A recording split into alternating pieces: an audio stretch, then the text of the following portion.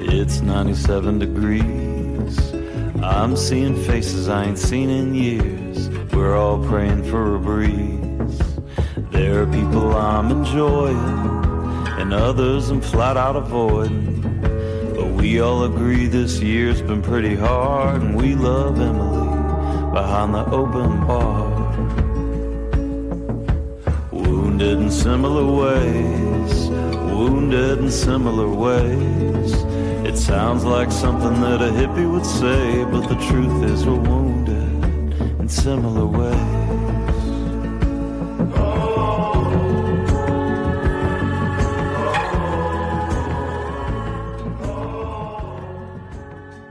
But yeah, so I'm here with Jeffrey Syler, who's got a new album out. I've been listening to that and then some of your other stuff. So I'm excited to get into it because I really enjoyed it. How old are you? What 48. 48. Okay, so yeah, so I'm like about 10 years behind you, and the music scene. It was funny. You've seen this change over time. Like I've mentioned it as like a metaphor for some of my patients when they're talking about stuff at therapy, and I'm talking about like individuation and how when you're a teenager you relate to stuff or college. And people around a certain age are like, yeah, the music scene. Like if you weren't listening to Neutral Milk Hotel, you couldn't date somebody, and that's so stupid now. But like that was where it was because you had to be understood, or you had to know who the Mountain Goats were or something. And then you start to get a couple years younger than me. People start being like, what are you talking about? So it is wild. You've seen that stuff kind of roll and change. But I hadn't really found a ton of new music that I was interested in. So I get 8 million requests from people. And when your agent had sent me your stuff, I'd clicked on it and just wasn't really expecting a ton because I'm kind of hard to please music wise. Never really thought would sit down, but I enjoyed that album, man. I've been like listening to it, beyond just what I would need to do an interview. So, and then getting into some of the older stuff where I could find it. So it's good stuff. Can you tell us a little bit about yourself and your history? Because it looks like you've been doing it longer than that one. Yeah, I'm originally from North Carolina, and when I graduated in '94, I immediately moved to Los Angeles. I was a massive Jane's Addiction fan, and so then I didn't really understand how, like in the '90s, it was maybe of a different scene because it was like there was very strict lines drawn. It felt like you were grunge. You wanted to make sure you weren't a poser. And those are the kind of things that can really impede your creative growth. It's like really a fog when you're trying to find your voice. And so I did my first album. I moved back from LA to Atlanta, and I started recording in earnest. And then you just kind of found my voice along the way. I mean, when you read any of your early song lyrics, it's like reading your teenage poetry, it's just, it's bad. It's full of pretensions. You can see where you're hiding from what you're actually wanting to say. And does it help you find what you were trying to say though, when you jump back into that stuff? Big time. I remember Mike Mills from REM. He said he always leaves like 10 instruments lying around and throughout his house. So he goes, I pick it up, 10 times a week, and I get the bad stuff out of the way so that I can begin to write the good stuff, so I can weed it out. And that's kind of how I've learned to have a much more forgiving filter, where you kind of understand who's in. I refer to it as who's invited to the writing process and when. And the editor is kind of like that uptight guy at the dinner party where you like him there, and 3 wines into the evening, he's good conversation, but he only comes for dessert. And so when you're in that that open place where you're wanting to write and you're figuring out what you're trying to say, the editor's not invited. And so it's just kind of a less judgmental, vibe. And you was there anything in particular when you're going through the younger stuff that you kind of saw, I was trying to say that in a messianic or an immature or a not quite, full of the vocabulary of maturity way, but this is what that was. That actually is a cool idea. Do you find those in your younger stuff? Yes, and there was this one song, and I actually musically like it. It was called "Sharpened Your Essence," and it was, I mean, I was just knee deep, neck deep, probably in Echo and the Bunnymen fascination at the time, and Mm-hmm. with the English accent and that great hair and permanent sunglasses, you can you can pull that off. But when you're a 17-year-old with a thick North Carolinian accent. And so you see that you were just trying to say something a lot more I don't know, there's only so many subjects you can tap into, but I was trying, and I think that being obnoxious in those years helps, because you're like, I've got to say something, but the floweriness of early writings gets diluted to actually what you can sit with and say. Yeah, there's an artist that I like that does this comic called Deadly Class that Image Comics puts out, that's kind of like indie comic or whatever, and the premise of it is kind of making the way high school feels like an actual worldview or actual like thing. And so it's like this school for assassins where the kids have to learn how to be assassins, but a lot of them die, and it's super intense. So if you pick the wrong click, it could kill you. And there's a lot of this kind of, it's really good, but there's this pseudo serious likeness that you feel as a teenager that is sort of made into a world. And he said that if he didn't save his journals from being a teenager, he never could have written it, because there was this just kind of like myopic, unquestioning intensity that you had to go back and find, or else you could never remember, Yeah. And I think there is something to that. I found some journals from college and like, woo Lord.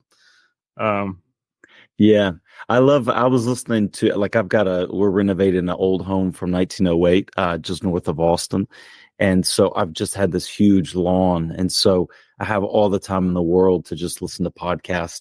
And I was listening to a Brene Brown interview where she calls it she calls her high school years the cafeteria. It's like the cafeteria period where you don't know where you can sit in the cafeteria, and there's tables that you want to sit at, and there's tables that that you're only going to be allowed to sit at.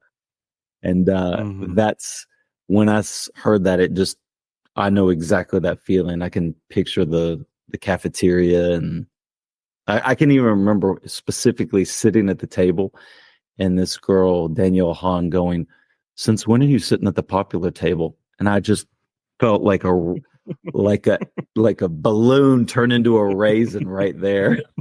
I was like, but that same precariousness you need in songwriting, because you go, can I pull this off?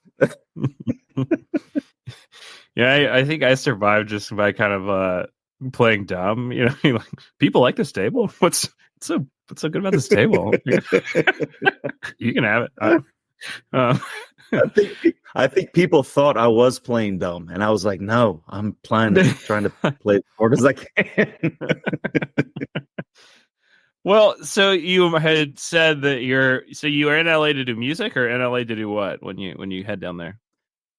When I would watch videos. Yeah, when I was watch videos, I didn't understand the difference between a different scene. Like, I was seeing bands all the time when I would go down to Atlanta, and it was like punk and ska and stuff like that. And I kind of always thought that whatever my experience was, it was second tier to true artist statements. And so when I saw Los Angeles, I mean, I was into the Chili Peppers and Mother's Milk and Uplift Mofo, and I kind of naively snubbed my nose when Blood Sugar came out, because they got so popular, and I was just silly. But I always thought that Los Angeles was this elevated place where, man, it's so pure, and of course you have no idea how cheesy and like that all cities can be. But when I came to LA, I just wanted to experience what that was. And yeah, I mean, that's what that. Do you know the song on the album, History Lesson Part 3? Yeah. That second verse is about that. It's like, by the time I got to California, I had a self-help section on my bookshelf between the mirrors. Yeah, But some upon of it was pieces of autobiography I could kind of put together, and others were parts of autobiography. I was like, you could tell it was something personal, but wasn't quite sure what it was. Yeah. Yeah. Even the name of that song was named after a Minutemen song, because they've got a song called History Lesson Part 2. So it was it was an ode to the California that I learned was, beneath the surface and the sheen that I loved and still Well, it love. seems like people who were, I mean, they're still popular cities. It just seems like the relationship has changed, but seems like a lot of 90s kind of aspiring artists, filmmakers, musicians, actors, whatever, saw either New York or LA as the place that was the source, that if you weren't there, you were getting a watered down version. What is it Big about time. people of your generation? Why LA and not New York? What was that appealing to, that LA was yours and New York was one that, I think a lot of times other types of personalities or other kinds of art were called to that. Yeah, well, it's funny because my little brother went to New York. He's 6 years my junior, but when he graduated, he went to New York, but he went to he went to college. But I always thought that New York was just a steeper hill than Los Angeles. I thought Los Angeles was steep, but I just thought New York would eat me alive. And then when Matthew did it, I was like, I so wish I had had that chapter. But then, my wife and I did that chapter 7 years and loved it. But there's a certain regret of not having experienced it at a certain time. But I mean, you're going to have that with anything. So you can only be at one place at one time. But I think that LA held out this, I mean, I had the Raymond Pettibone books of art. I was into the lore of what Redondo Beach was, and those books of poetry and essays by Henry Rollins, and then all the tangential, is that how is it? Tangential? Anyway. Yeah. Tangential. Yeah. All those scenes that were attached, there's a band called Thelonious Monster. He had a therapy talk show about rehab and recovery with Dr. Drew. His name's Bob Forrest.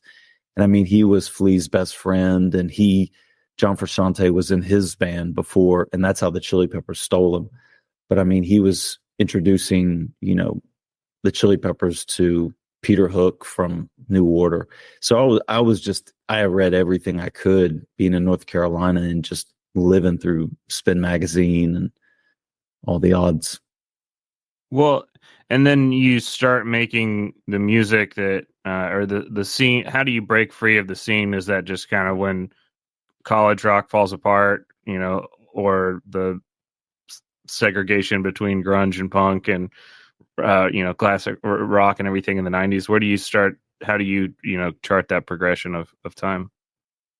Well, it's funny because at my age, I've gone with Spotify to start making playlists of what I was listening to at that time, like age specific playlist. And it's funny, it came from an idea. There was an interview with Joy Williams, and she mentioned in the Paris Review where she mentions James Salter, the author, used to teach a course in authors, what they wrote at the age of the class. And I thought, I want to understand what albums I was listening to and why. And then it tapped into some of the odder stuff that I make that I thought, oh, that doesn't suit a record, but it should, because I'm just giving I'm not that I have listeners, but that I'm giving the potential listener only, 2/3 of the photo of my face or my person. And so I started to understand how much, when that album Ween, The Pod, when it came out, I remember buying it. And they only had that one in the first one, and I ate that up. I loved it. This was before Push the Little Daisies and all that. And the early They Might Be Giants, that, like, those first two albums, that was so left of center. Probably how Ben Folds felt when he really came nothing out, like because exactly. And I kind of think through therapy, I think that there's these stages for me where you you start to understand certain things, like someone's shedding a light, and then 10 years later you start to accept it. So you felt like the process of therapy was helpful to you, realizing that you could just kind of blow everything up, and if somebody judged that, then that was what's going to happen. But that the people who you were being called to when you were younger, that you or saw something and they were just kind of blowing something up, it wasn't like they were iterating on something else that was already out there. And correct me where I'm wrong. No. It's actually perfect. There was a Rollins band song called "I'm a Liar," and he goes, "I'll say things you already know, so you'll say, 'Oh, he so gets me.'" And I think that's the process when you're doing like object writing, like journaling and stuff like that. You're trying to get to the core of what your issue is, because like my big issue was belonging and not feeling like I belonged anywhere, or half someplace and the other half someplace else. And I think that which makes it hard to step out of a scene, I would imagine, Exactly. And so you constantly you're reading the rules, you're understanding them so that you can try and fit in. And then when you start to get a modicum of acceptance, you start to be able to read the room objectively, and you go, "Oh, I don't want to be in this room." And so it's interesting. It's just, I even feel like I'm still there now. Like it's like the concrete hasn't set yet. What was helpful? I think it keeps you young. Oh yeah. I think people that make a certain kind of art tend to age slower, especially comedians. You see that kind of, it's like you can't even predict their age. Their perspective has to be so relevant and I think it's an active listening to yourself and the world, to be like, what am I saying? How do I say it? I have to say it different tomorrow. They're kind of aware of that dialectic, that even though I'm saying the same thing, I can't release the same album. So it's got to, David Bowie's got to move on to the next thing, in a way that does keep you relevant and young, almost. Yeah. I'm working on a book about how songwriting works and just like activities. And so the first exercise that I do is I say, write down 7 things that have happened to you in the last 4 weeks, because I think there's a separation between what songwriters, at least for me, think songs should be, like what is worthy of a song and what subjects aren't. And then when you look at like the 7 things that have happened to you in the last few weeks, then you can kind of get into the minutia. And those are little windows into subjects that are rooted in deeper feelings, like getting cut off in traffic twice, might, trickle down into feeling invisible, and, all those little things. But I'm kind of very open about where it can lead. I think Vic Chesnutt, the songwriter Vic Chesnutt, really opened that attic door to me, because he would just write about any and everything. And I was like, and he's from Georgia.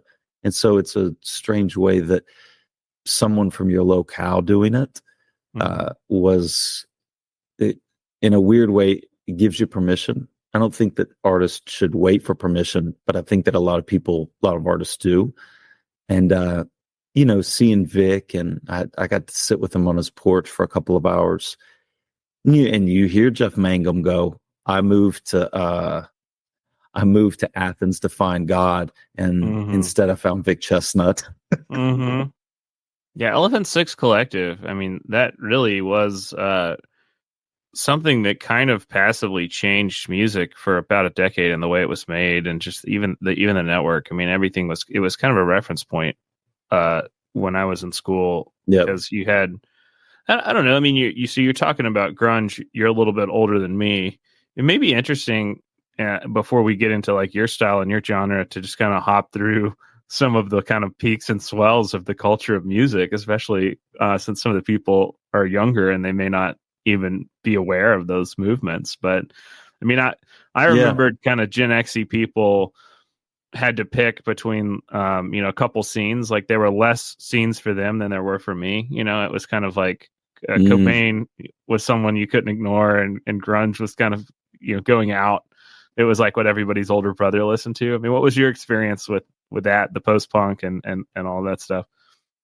I think the first or the second band I ever saw was Mudhoney on the Every Good Boy Deserves Fudge tour.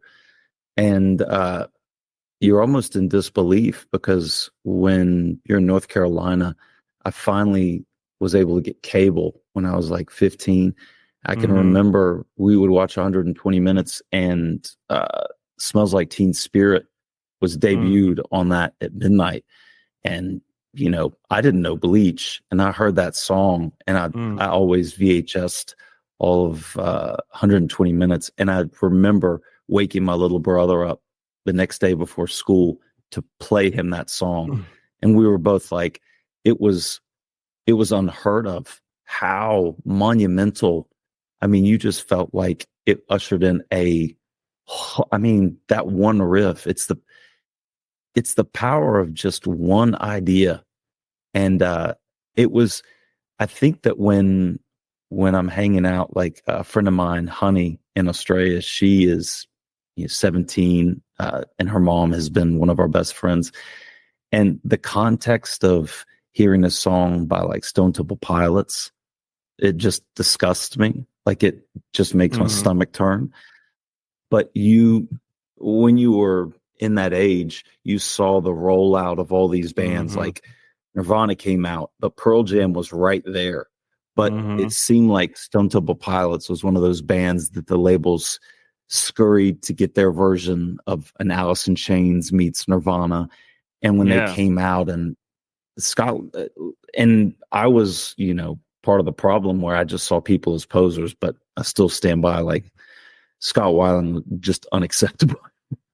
And but like, I remember when Alice in Chains, I mean, you would watch Headbangers Ball on Saturday night and Sunday night, 120 Minutes. And I remember when Wood, that very first Alice in Chains song, came out. So that was a really, really cool time, because I mean, I saw Radiohead play a Tower Records the night before the Bends came out. And, there was like 60 people there. So I still think that this stuff, like, I was talking to a girl who was 18. I feel like I'm talking about teenage girls too much, but I was talking to she and her mom, and I go, I don't understand what the K-pop stuff is, and make me a playlist. And so I just dug into it, because I don't feel that I feel that the 90s tapped into something as unique as what K-pop is tapping into, as unique as, Eamon Dunes.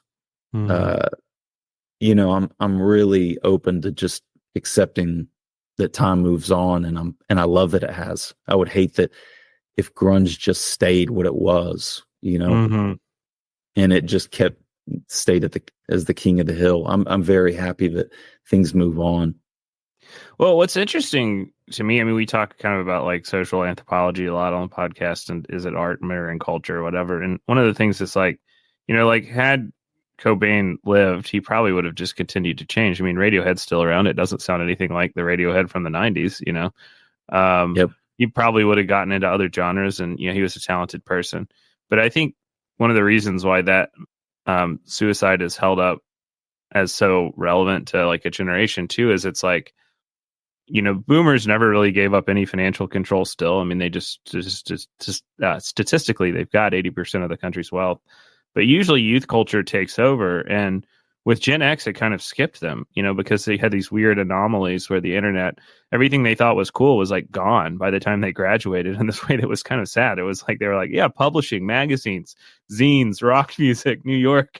And all these snot-nosed kids are using iPhones, and they don't know how to open a PDF. And so it was like, no one, we have this crazy nostalgia where the boomers are still, financially in charge. Millennials aren't doing too hot, financially, but they got the breweries with the Edison Classic light bulbs on strings, and the stomp, clap, inspirational ballad music, and like whatever they got, and they get to be nostalgic for all the stuff they grew up with. But no one's going back and like rebooting Daria, no one's like going back to Gen X-y things. And so it did kind of feel, I think, like Cobain was like their guy, that when it felt like it ended this era. He was like the Kennedy of, I don't know if that makes sense, but So Yeah. you've got, so that happens, and then what do you have next? College rock, Modest Mouse, guitar rock kind of comes back and kind of goes away. I mean, how do you see those next couple eras of music? Well, it's funny. I saw, I think, Modest Mouse on their first time they came to Atlanta on the Lonesome Crowded West. I actually got dinner with Isaac just because I was like doing a brief interview, and then we just chatted and hung out. When Modest Mouse came out, yeah, very nice. Yeah, I remember he was like, "I'm living in a like a empty office. I sleep there when I'm not on tour," and I was like, "Interesting."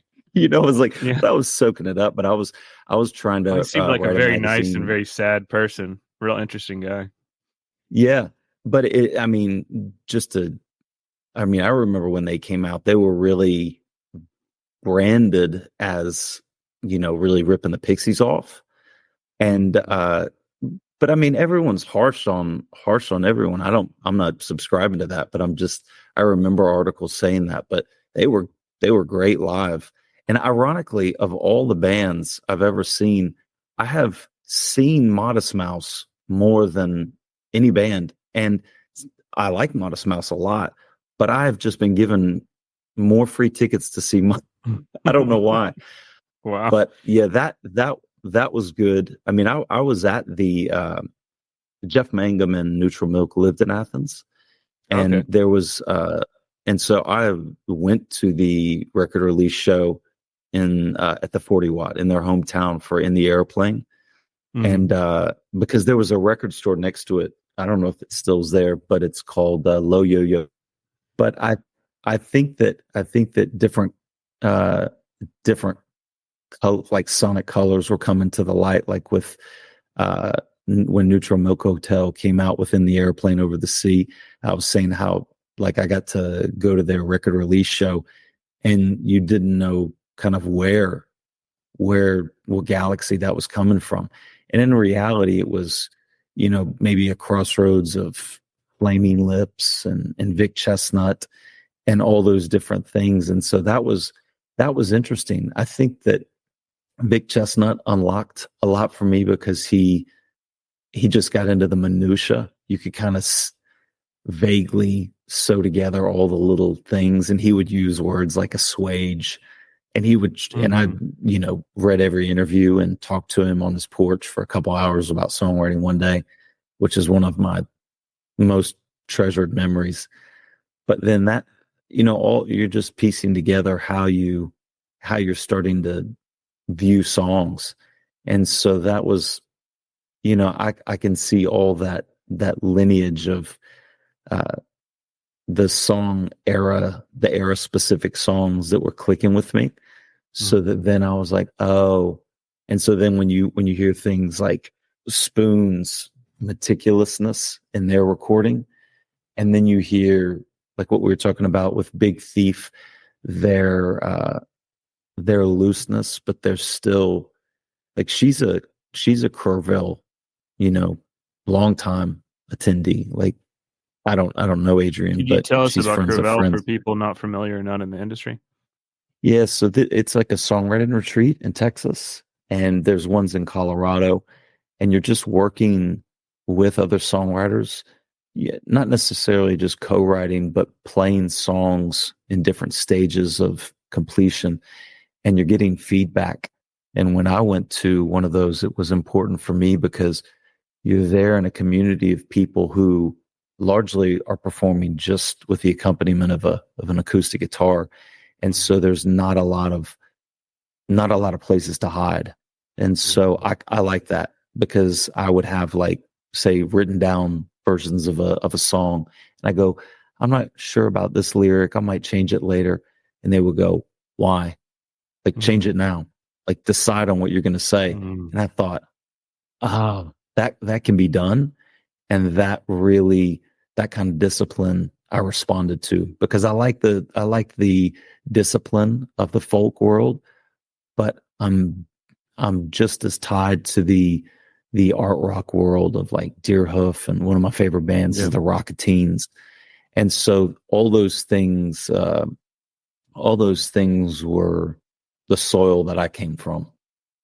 I think that's why I loved that album so much and I wasn't expecting a ton, was that fusion of kind of the folk stuff, the folk influence, but art rock is kind of where I always was as like an indie rock kid in college. And when that started to go a different direction and everything was just kind of stomp, clap, tambourine, anthem, I kind of checked out. Yes. Yeah.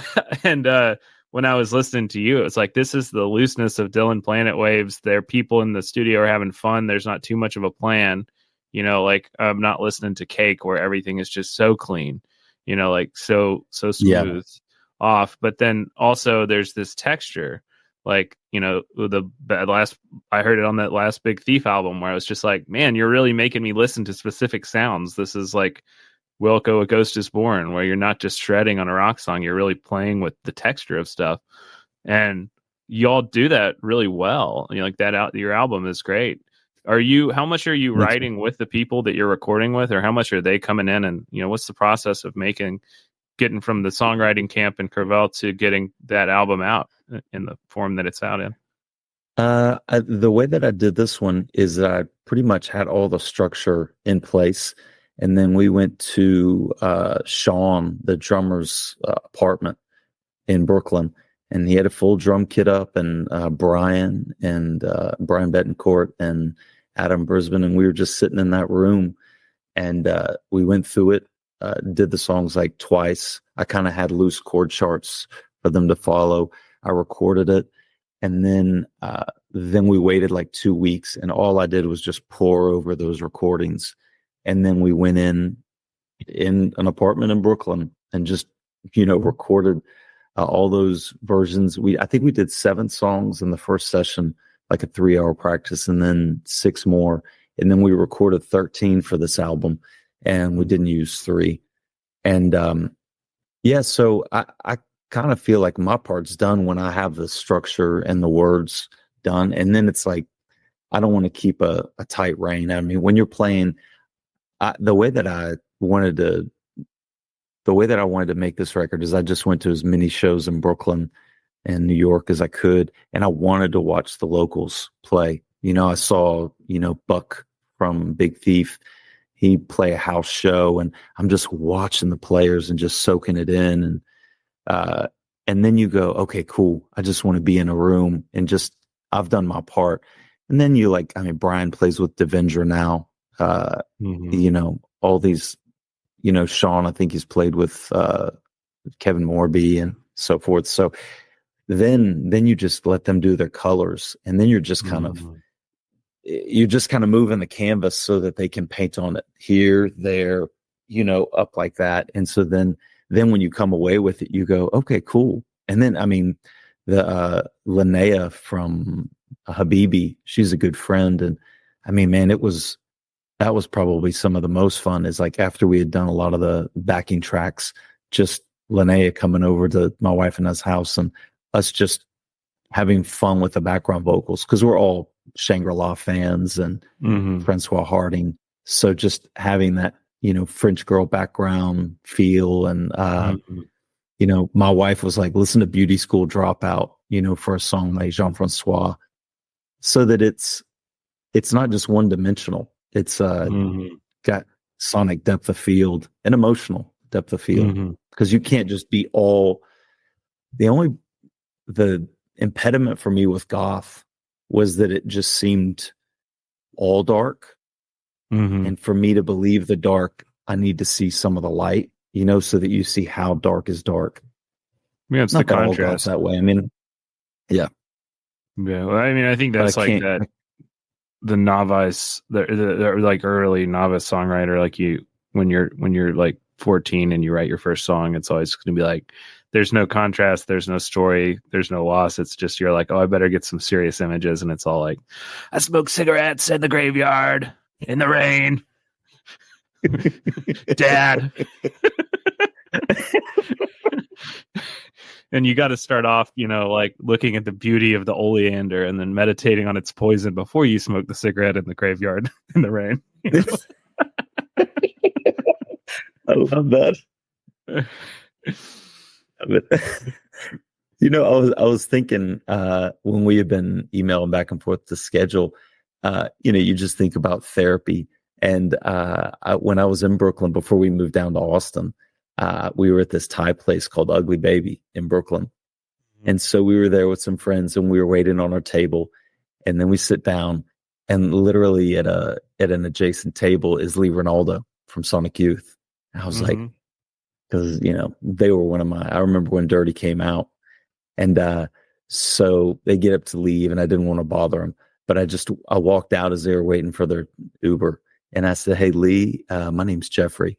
And he goes, "Oh, hey, Jeff." And nicest guy, just the best experience.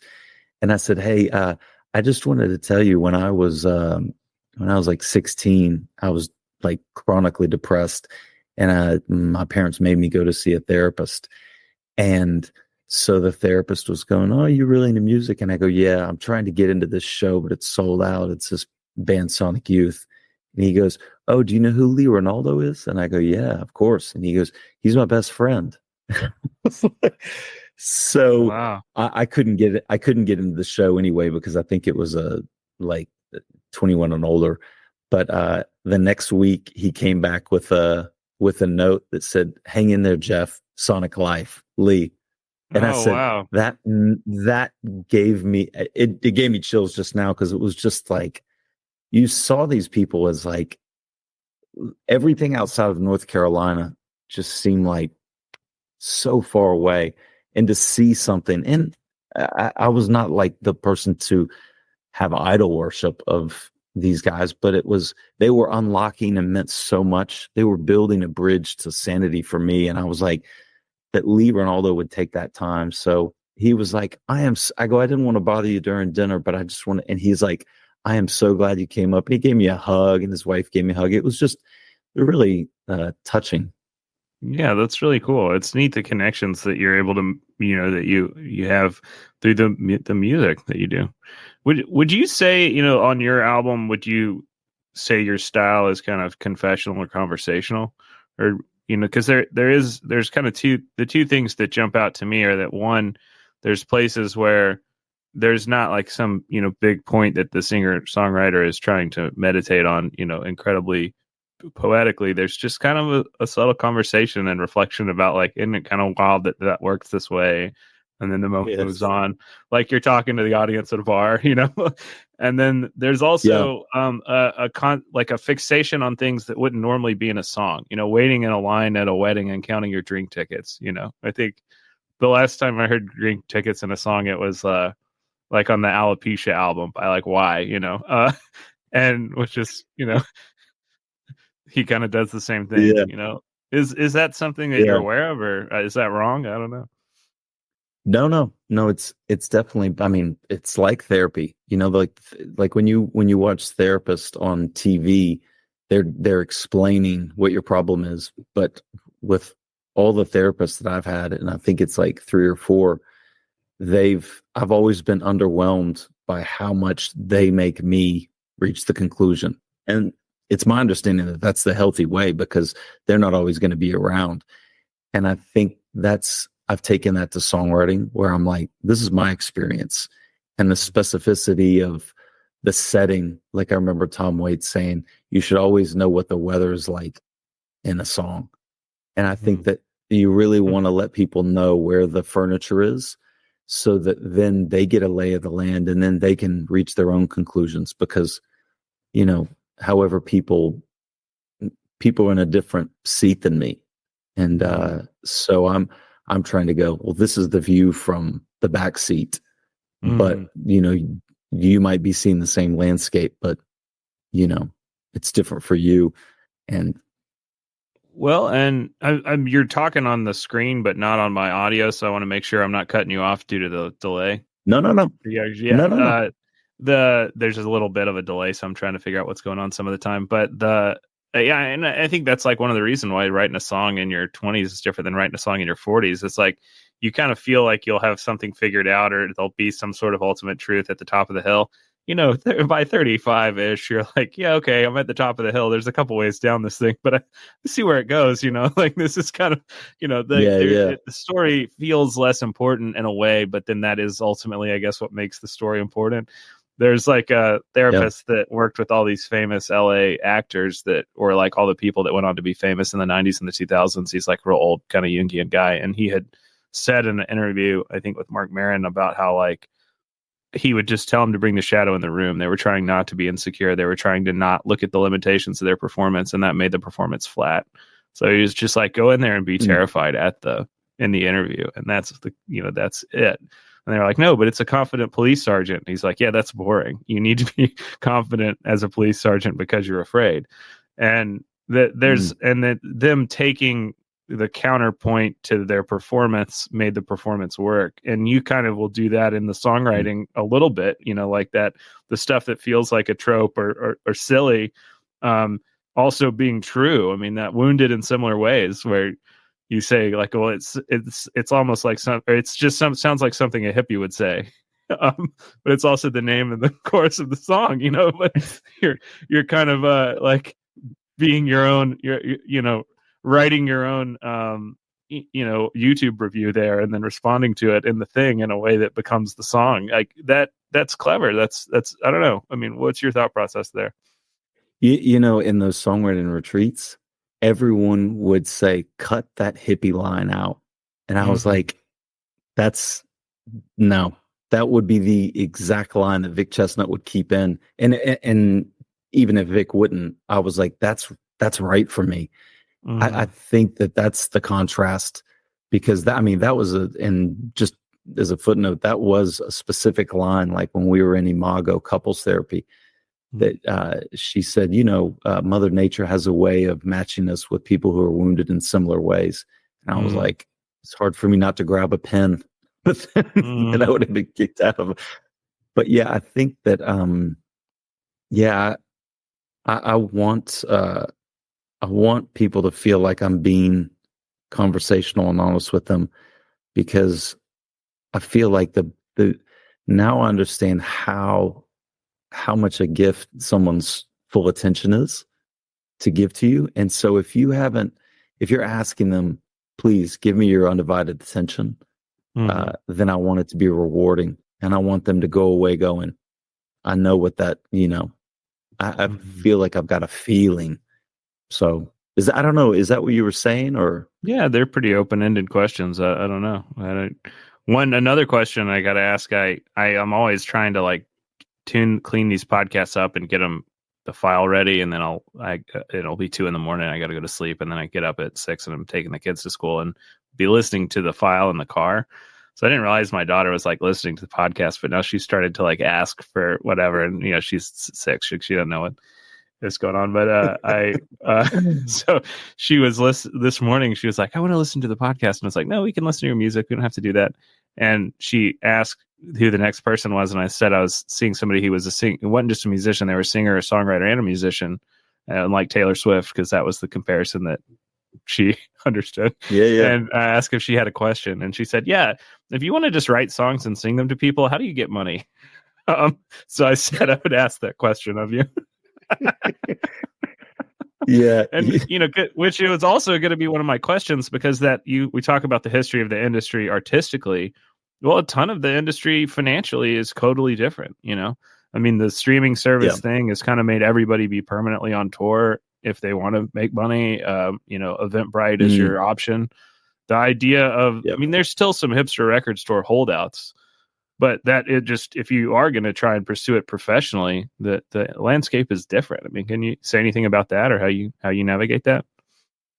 Yeah, it's obviously not, there's no science or recipe or formula, but it makes me think of that thing that I read that Kim Gordon said, where she said, I've been amazed in my whole career as a musician how much money people will pay to watch someone on stage who believes in themselves. And I think that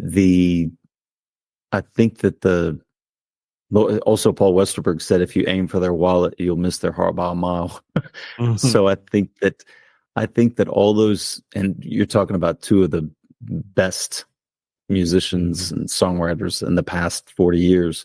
So I think that you just have to accept that if you're going to be completely yourself, that audience might have a limit because maybe you're a niche artist. I mean, Daniel Johnson, when he was around, he certainly wasn't for everyone, but Yeah. when he spoke to people, he spoke so acutely.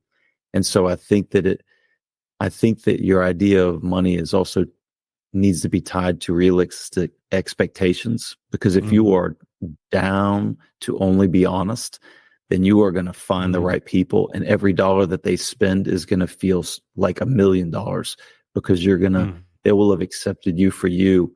And so money becomes a very nice thing in that setting. I mean, when you see people support Dave Bazan when he needs to buy a van, then you go, that is his tribe going, that's their way of saying thank you.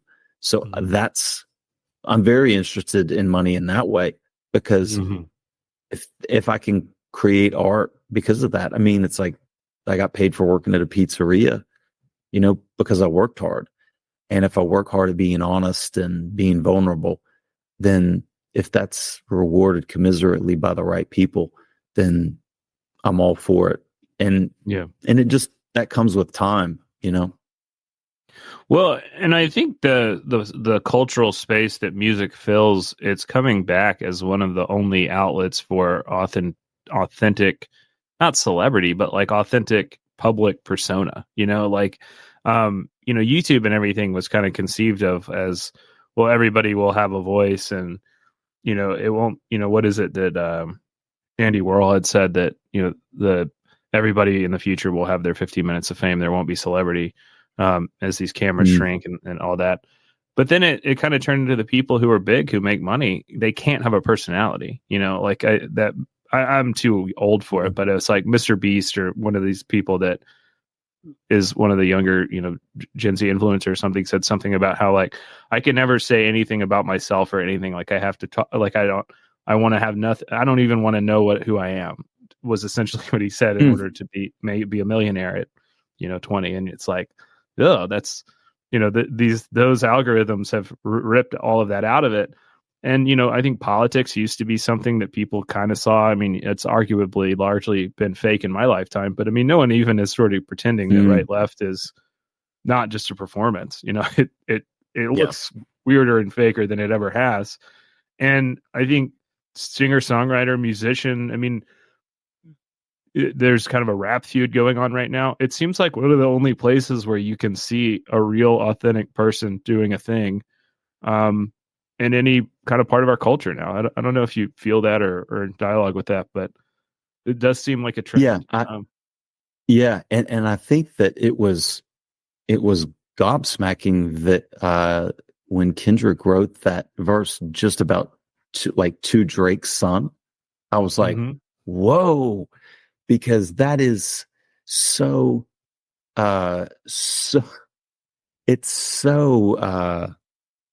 it made me feel strongly, it made me feel strongly that is such a stance. And it's like Jeff Koons, it's like art. It's like going, whoa, that is hard. And so while the right and the wrong of it, certainly is debatable, I thought in that way, Kendrick was going, I don't care to be on the cover of the magazines. He goes, I'm not trying to be everything to everyone. So it really is interesting how the more you lean into yourself, it's also a risky thing, because you can become self-indulgent, lose objectivity. But I think that you do tread the line of, flirting with narcissism, because you're trying to really understand where you're coming from. And that, so, it's a balance, and it's a balance that, it's like you can tread a tightrope when you're young and thin, but then when you get older and you've got weight and you don't have as good a balance and you're on a tightrope, it's a different occupation. Well, it's that kind of role of poetry and culture where it's like you can never quite get rid of it. You know, it's almost always on its way out because it's always changing. But there's something about the archetype of the authentic poet speaking truth to power, or the other poet, or channeling the culture. That singer-songwriter as a tradition is pretty close to that. You know, in the same way hip hop maybe is. How do you're creating your own radio station where people go, well, I'm not always tuning into 88.5, but I feel like 88.5 right now. And that's each of our, as songwriters, that's our radio station. Like, I mean, not always 88.5, but just where you go, I'm coming to this guy or girl, or, I'm coming to this songwriter for that reason. And that is incumbent upon every songwriter to have that definite reason. It's not definite genre, but you go, I come to this person for this. Well, and you've come over and over again to the idea of asking for permission, that you're not even aware of, where you're asking for permission to do something that you can just do, and that you're better off if you just do it, and that you kind of confronted that with your looking at your older songs and looking at the lyrics at the songwriting camp and in therapy. You mentioned it. And it's a big question, but do you know what it is that you're wanting to say? Do you know what it is that you're trying to have permission to do, as a project? What is the nature of your art, or, kind of your, not that it has to be a message, but what you're getting at in a way that someone else is getting at a different thing. I think it's belonging. I think that it's you want to be well read, so you want to find other people who are well read. So you want to put it out that you want to put it out there that I want to have a beer or coffee with people who are well read. I want to be in that company. But then you go, well, am I being pretentious when I throw out that magnet of being well read? And so it's constantly like you get that I have many leather-bound books vibe that, a lot of YouTube awesome people type. I guess moleskins are good enough for you. Yeah.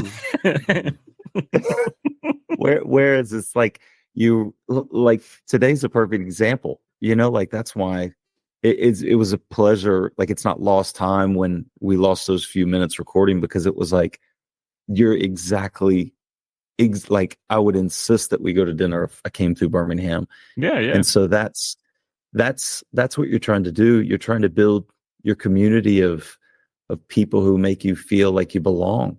And I think that you can be insecure because you can, the more honest and vulnerable you be, the brighter your light shines. Like that it's so, and it's a threat, it's corny, in some ways.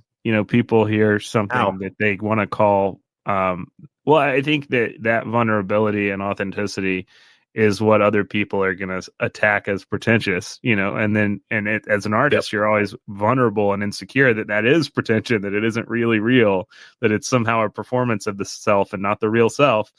And so, is this actually how I feel? Yeah. And so you have to get over that fear of you're going to get that message. There's somebody in the room that's going to say, who are you to say that? Do you have a right to say that? You're not really saying that. You got this from somewhere else. It isn't yours. I mean, that's just going to be the voice of the critic at some point, and you have to have some kind of greater principle of faith or self that takes you through that before you can really get it out. I think I work with a lot of artists in different professions, and even, business can be an art in a certain way. Sometimes, people authentic, I just work in that process of self and development. And that's kind of the pattern I see over and over again, is that people kind of weigh the pros and cons. And when they get to a place where they're like, yeah, of course they're going to say that, and I don't care. And that's when the thing hits, and all of a sudden lightning strikes, and you've got the next thing. Like, yeah. And it's a weird sentiment, but it's like, you're doing something right when you've got haters, because you are provoking a reaction. And I think that as long as you're not doing it to get a reaction, then the reaction's okay. But if you're doing it to get a reaction, maybe it's because you are reacting. And if you're reacting and you're making sense of why you reacted, that's an idea. But if you're saying something, I mean, not that reacting isn't just as authentic, because I mean, we're all reacting to, one thing or another, but it's just interesting. The pursuit of how we go about, why would you put yourself through all this art? Like the amount of fights, my wife and I've had about money spent on creating art, and the amount of shows that I've played that no one came to, and the amount of hours that I spend at 6 a.m. fine tuning the lyric for, like, there was a song on this album that didn't make it. And I bet you I went through 40 different versions of lyrics, not minor changes, significant changes.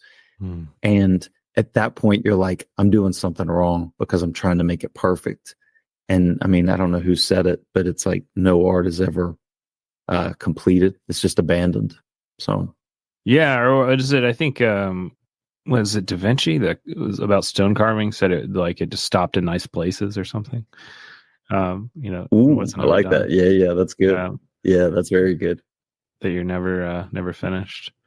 Yeah, I mean, is there anything about the album that we haven't gotten into as far as lyrics? I mean, you've got to just kind of walk through every song lyric by lyric seems like maybe not a fair thing to ask the artist in an interview, but like, are there places that you want to talk about that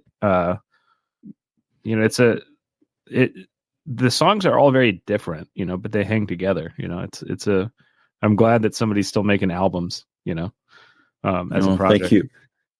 I think that I mean, there's a lyric in Heart Decides where it says where it's something about so and so was in love with so and so, and so on. Like A was in love with B, and B was in love with C, but C was in love with himself, and that was the sentiment that launched that whole thing. And it was just about these three people in Australia when I lived down in Sydney for 10 years. And so then I took that sentiment, and just that one sentiment was just the piece of sand in the oyster. And I just let it, what is it? Gestulate over time. I just let it become what it needed to become. And then I tried to tie it in. I do a lot of object writing, like journaling just about a sentiment, just to find out where I stand, what it is about that sentiment that rings my bell. But that, stuff like that, it's interesting how you put an album in chronological order, because you're really getting to know someone in a certain order. And in that way, I wish I wouldn't have put the first song first, like let somebody in first. I wish I would have, like with that song, I initially wrote that song, like Glad Girls from God Above Voices Isolation Drills. It was like, instead of let somebody in, it was like everyone gets in. And it was like a club where everyone, it keeps, like the club expands, and there was the bouncers were like, everyone gets in. It was like probably about belonging. But then I was like, I don't know. But I wanted it to be between that, and then between that and John Prine's Way Down off, it's off the White album with the drawing on it, the white. And anyway, but yeah, Grown Man. I was shaving one day, and that actually happened, that I made a joke that I thought was subtle. He said modestly, and my wife laughed, and I thought I said I could never be married to someone stupid. And she was like, it's not easy. So I'm trying to draw from the stuff. I wish I wouldn't I chickened out. I didn't say stupid. I said foolish. And I thought stupid lands with such a thud, but I wish I would have said that. So, yeah. Well, I mean, I think when the ball gets rolling, the regrets from the last album become the next album, and then there's sort of when you're really in touch with an artistic project. I mean, one of the through lines I see with creatives is that you're never happy, but you're never unhappy because you're working on it. But also the thing that you're doing right now, you don't really care about because it's done, and the faults with it or the thing it failed Yep. to say right become the next thing, you know, and there's this momentum to it. It's like the piston in the train engine, you know, that's kind of always going backwards and forwards, but you're never quite done for that process. And that's why I love, every time I go to dinner, I try and take a photo of everyone that was there. And it's like, it's not going to be a perfect photo. Like someone's always going to be unhappy about, you know, how they looked in it, but that's a song. You're just capturing something in time. It's not definitive. That like, I think a lot of people go, oh, not a lot of people. I think that I used to think one song is going to define this one subject, and it doesn't. It describes an aspect of a subject, but no 1 4-minute, 6-minute song is going to encapsulate exactly how you feel about one subject. Like My Hometown is a great example of like Bruce Springsteen, phenomenal song, great through line, but he's talking about his hometown. I mean, he touches on the fact that he was sitting on his dad's lap, but that doesn't spell out what his relationship was like with his dad. His mom's not mentioned. His siblings aren't. You know, it's just his relationship to his hometown. And it seems like it encapsulates his life, but it just encapsulates very thoroughly one aspect of his life. And he can go away and write another version of like what it was like to be on the, you know, playing second base in his hometown. And that just fleshes out the photo, the background. And do you, when you, do you have anything like, cause you also work, you have another job too. Like you work, when we were emailing, you said you got another stuff. Do you have anything about the work-life balance of it? Cause I think all the singer-songwriters, or all the musicians that I see kind of struggle with that they make, you know, like at what point do I, you know, can I quit my job? Or I guess I'll never really be able to quit my job because I'm saying the thing I want to say, and it's gotten successful, but there's a limit on how many people are going to get that without me watering it down. I mean, that process of being somebody who, you know, is a professional musician and also a professional something else. Anything interesting to you there? Or is that all just kind of the boring, not fun part? I think that it's good to have a job, because I think that to write songs, you need to go away and not think about songs.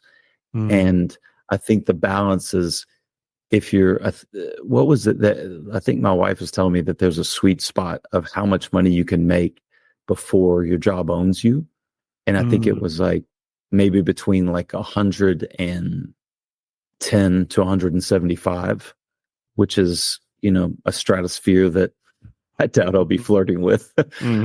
But it's one of those, if you can find a job and do that, it's important to wake up and listen to listen to music in the morning on the way to something that you don't want to do, because there's this duality of things where you're driving and you're not fully concentrated on the song. And so you're just absorbing it, you know, in the background while you're turning on your, you know, turn signal and whatnot. And you also have less pressure. I mean, I would go to lunch by myself a lot and just do writing in a place that I normally wouldn't be. I'd be in San Antonio. And so I think it's good. I certainly didn't feel that, you know, years ago, when I felt so frustrated with my own creativity and music. But then there's that middle ground where if you can be smart about what you do, where like I worked in construction, and that my heart it wasn't required to have my heart in it. And that left a lot of free time where I wasn't mentally taxed when I came home, where I could write.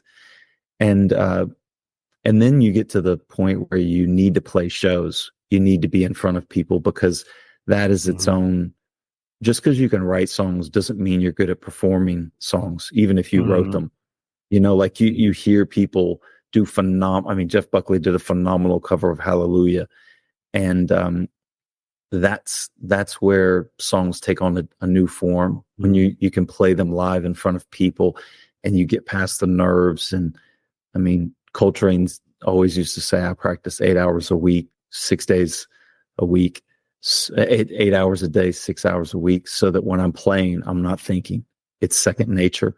And it does help to get into different rooms, different cities, because then you go, I have gone out of my way. I'm not with my family. And I certainly work hard to have that balance. I mean, I don't play a lot of shows because my wife is my priority, but it is vitally important to play shows and to get out of your comfort zones and to remind yourself that it's a discipline. And if you're going to go and drive 3 hours to play a show, you believe in what you're saying and you believe that it's worth someone's time. And so it's just, you're in different stages, and just enjoy the stage that you're in. Well, that's beautiful. That's probably a great place to leave it. I want to be respectful of your time and not go too far over anything. That we'll definitely link to your SoundCloud and your website in the show notes. Is there anything else that you'd like to talk about or encourage people to look up? No, I think it's nice. The only thing I'd say is, because this is about like therapy, like the premise of your podcast. Well, it kind of becomes the psychology of, weird stuff, which is sort of I just didn't have it in my, I had no ability to have a podcast where once a week I was like, here's the 10 mindfulness tips to, we're talking about art and design and, peeling the meat off your soul and talking directly to God and all of the, strange mystical things out there. So that's kind of our niche. It's funny that you can get to something directly in an indirect way. Like I'm editing my own podcast that I'm about to be coming out with, called Talking Singles, Drinking Doubles, where it's you're talking about a single piece of art, whether it be a single song or a single painting or even a single approach, as a window into how one individual piece of art works. And so that's why it meant a lot, Joel, when you said like you like the songs, but they're all different, because the album's out now on Spotify, but I'm going to be still releasing the songs individually with their own artwork, because I want people to see each individual piece stand alone, so that you go, if you walked in and you heard this song, would you go, that's my guy? Because that's how lines stand. And so I think it's cool the way that you do it, because it lets it take its own shape, but the conversation, but it's just the importance of saying what you want to say in one thing, and how that drills down to therapy or acceptance. Yeah. Did you, was there anything in your history with therapy that was kind of interesting to you, or even as a question, or an open-ended, just as a conversation? Because I think, part of my project with this and probably with Taproot is to kind of reclaim psychology as this part of life and art and growth and design. And yes, we do state-of-the-art trauma treatment. We do a lot of things that you cannot get anywhere else in the state of Alabama, but that you don't have to be a wounded, hurt puppy to go to therapy. It's not like, oh, there's something wrong with you, come here, and I want, even, there's nothing wrong with you if you're traumatized, and kind of letting us see the humanity.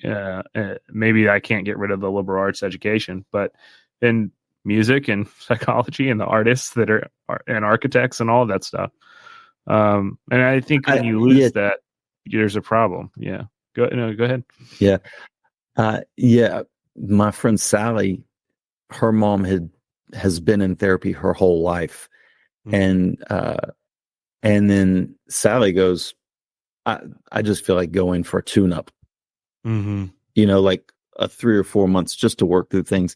And that's how I would view it. Like financially, if we got more on our feet, I'd like to. When we went into imago therapy, it was good because you have another person keeping you honest. And it's so interesting if you feel you're open to hearing hard truths about yourself. Boy, that accelerates your growth, because then you're going, this person you're perceiving it this way, but that's not the way it was. And I mean, I'm so fortunate because my wife is such an objective and positive influence and thinker on my life, and very leads with her heart and cares. And so, I think that I think that having a clear mind, I think it opened my eyes where when you go to therapy, you don't come out necessarily happy. You come out with a clearer mind, and your expectations on life are a lot more realistic. And it doesn't mean that the things grief. that triggered the growth is grief. You're really accepting something that you wish was not there, but it is there. And your emotional reactions to it are not helping you make it disappear because it's life. And somebody who says, hey, this is not going to go away, but you can become bigger than that, is something that too much therapy has steered away from doing. And it made people dependent on the therapists, and it made therapy more simplistic and mechanistic than it should be, I think. Yeah. And even if therapy just sets you 50% more free, how, like, when do you think would be the right time to get that 50% back? Yeah. So you're in Austin right now, is that right? Yeah. Emotional transformation therapy, that's like one of the only places that you can get it consistently, ETT. And then brain spotting is also another one that we do.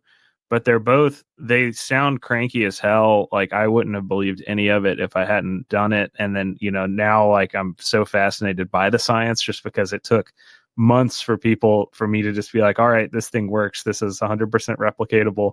But why? But they're both using visual stimuli to kind of skip the front and largely the middle of the brain. I mean, you're going through all these emotional reactions that you don't even have to know what they are. And if anything comes back, it usually is kind of later. It more is a felt thing, and then the memory comes back later. But artists like an and creatives, aftershock. They're both different. ETT uses three things, like really specific. There's these machines that make really specific color and light blink rate frequencies, and then the direction of the light on the pupil to do something to the occipital. And then brain spotting uses eye position. Like, you have a pointer, and it's just finding a spot where the therapist sees a bizarre pupil dilation that reflects that there's some parasympathetic and sympathetic activation of the nervous system. But basically what both of them do is they're finding a place where your parasympathetic, primitive parasympathetic, and sympathetic nervous system are trying to handle the same emotion in two different paradoxical ways. So you can't go through the emotion, and you're kind of stuck, and you're popping that, which releases a lot of somatic and kind of icky emotional energy. And then 2-3 days later, a lot of time, if you're going to remember what the thing is, it pops up. I mean, for me, I was like, I just felt so vulnerable and kind of angry for like 2 days. And then when I was just done and didn't care anymore, that's when I remembered the stuff that had happened to me and was like, oh yeah, like, that's really messed up. Like, I would have been really upset if you told me that happened and I remembered it. But I've already felt that for 2 days. That's just a picture that went with it. I'm done. Yeah.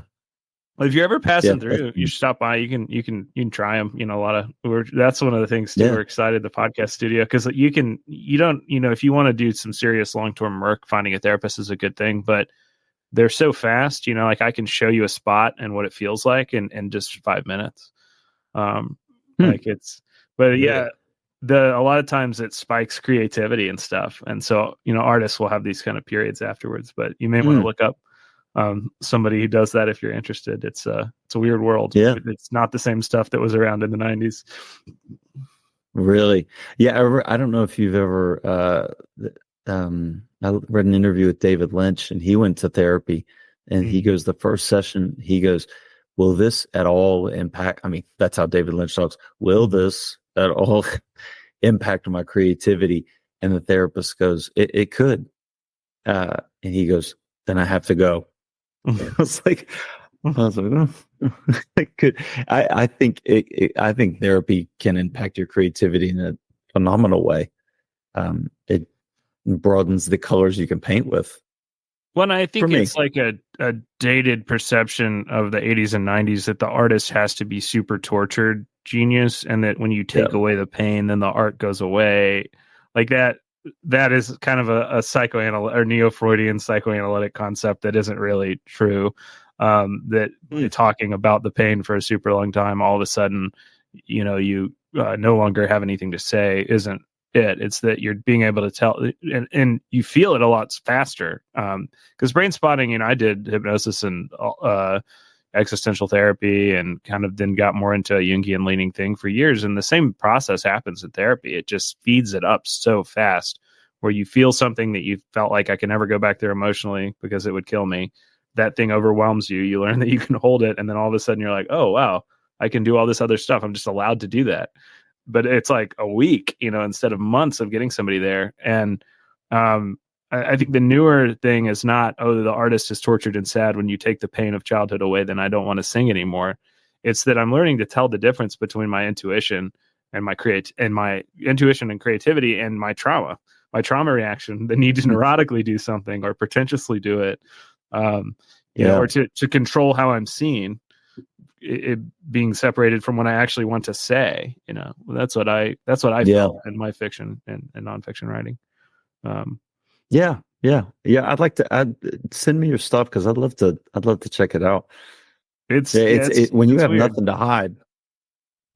Therapy helped me just go, what have I got to hide? I'm not like the only imperfect person on earth. Mm-hmm. So when you fly your freak flag, people go, hey, and they walk, the right people walk towards it, and the crazy people. Yeah, you do start to connect with people that you wouldn't have found otherwise. There is almost something resonant about it or something like that. But we'll point everybody to your website. And do you have any shows coming up? Do you have any and is there a place that you prefer people to buy an album that is better for the artist than just streaming it on YouTube or something? Yeah, Bandcamp is the best, particularly Bandcamp Fridays, because it 100% goes to the artist. But also just on my website, jeffreysyler.com, we've got the merch page, and that helps out a lot. So you actually have no idea how much it helps. And because I had to press physical copies of a CD for record, like for radio, so sometimes people like to have the relic to kind of feel the feels. The radio stations still make you mail them a physical CD for the optimal fidelity on the radio. Well, yeah, and when you're unknown, I'm sure with more established artists, they can just get the link, but you're really vying for attention when you're unknown. Well, Austin's a good place to be. It seems like there's a lot of good music and art coming out of there. So we'll definitely link to all of that. I'll link to the Bandcamp. If you want to buy it on a Friday. And then we will, or is it every Friday, or is it like a special Friday that they do it? I don't know. Honestly, any day of the week, if they're so inclined, don't wait. Sure. Okay. Enjoy as much as you can. And if you don't have the money, that's fine. Spotify's fine. But it's like the listening is very generous. Yeah, and do you plan to tour and promote it, or is there a place people can check and get updates, other than your website for something like that? Get on a mailing list? Yeah, just Instagram. Yeah, that's the most helpful thing, to join the mailing list, and you can do that on my site. And then if you want to see live dates, like I'm playing June 2nd at the Far Out Lounge, and June 21st at Captain Quack's, both here in Austin. Okay. Well, yeah, so that sounds great, and I will use your music to play you in and play you out with this if YouTube doesn't take it down, and tell me that I have to upload proof of ownership. Back in Atlanta when I lived with Tom, we had a U-Haul loft down on a West 12. Rooms divided by sheets, impossible to heat. Man or instrument would play upstairs, and we had all you could need. Ooh.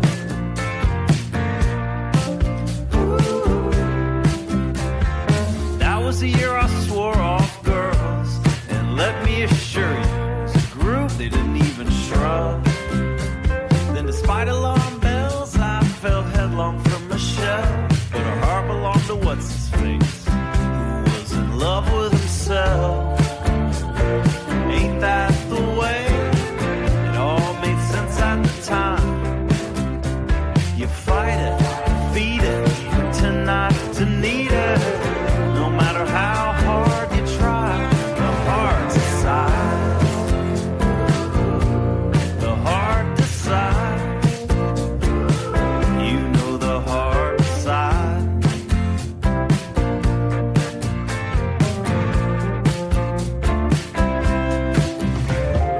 time I got to California, had a self-help section of my bookshelf between the mirrors.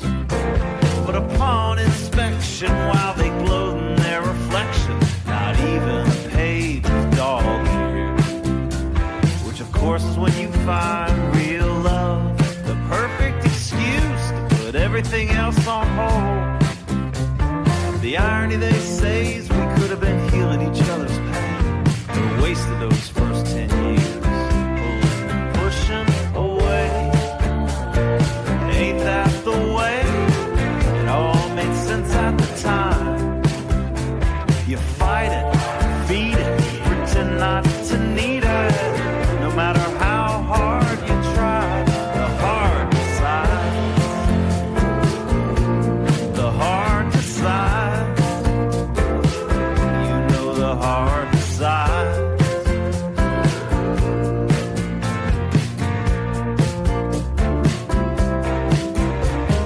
Just last week I got lunch with Tom, and I said sorry for not calling during his divorce. It was all just as well, 'cause I'd been in the same boat myself. We got out by the skin of our teeth, but it took its toll on our health. And if the saying you are what you eat applies, feast your eyes on a slice of human humble pie. I've had highs and lows and fallouts with friends, always feeling on the outside looking in. I've learned how to give, I'm learning how to